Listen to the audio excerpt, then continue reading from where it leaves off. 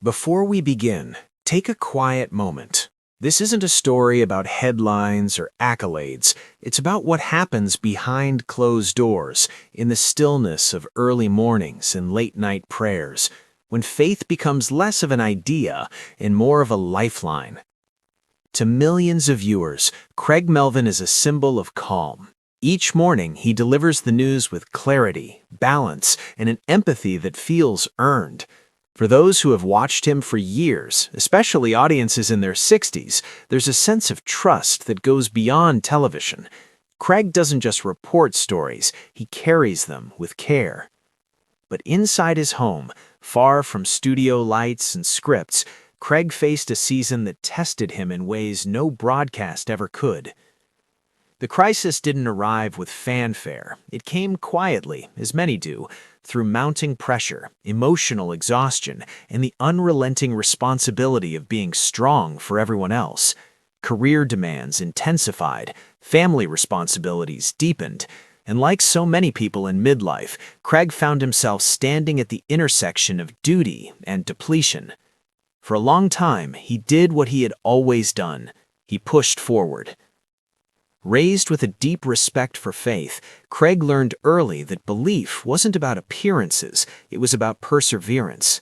Faith, in his household growing up, was woven into everyday life. It was present at the dinner table, in moments of gratitude, and especially in moments of uncertainty. But even with that foundation, there are seasons when belief feels distant, when prayers feel heavier than hopeful. Those were the moments that challenged him most. At home, his wife, Lindsay Charniak, noticed the subtle changes. Craig was still present, still loving, but something was weighing on him. Conversations carried more silence. Rest came less easily.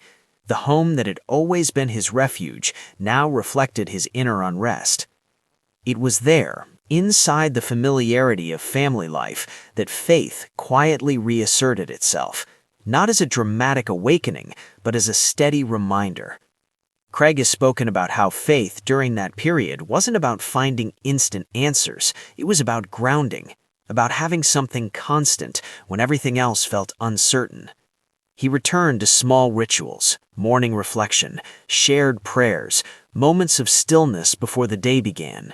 These acts didn't remove the pressure, but they gave him the strength to face it. For Lindsay, faith became a shared anchor. She understood that belief isn't just personal, it's relational. They leaned into it together, not to escape their challenges, but to meet them with humility. Faith gave them language when words felt inadequate. It allowed them to acknowledge fear without being consumed by it. In households across the country, especially among couples who've been together for decades, this story feels familiar. Faith changes over time. In youth, it can feel certain and untested.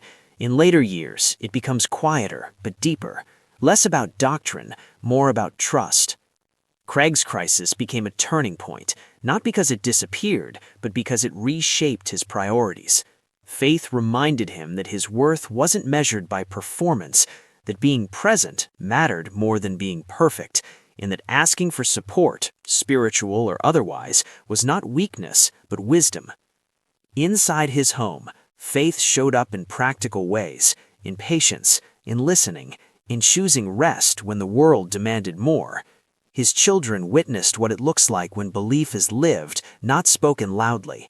They saw a father who didn't pretend to have all the answers, but who trusted the process of walking through difficulty with integrity. For viewers in their 60s, this resonates deeply. By this stage of life, faith often carries the weight of experience. Losses endured, hopes reshaped, prayers answered in unexpected ways.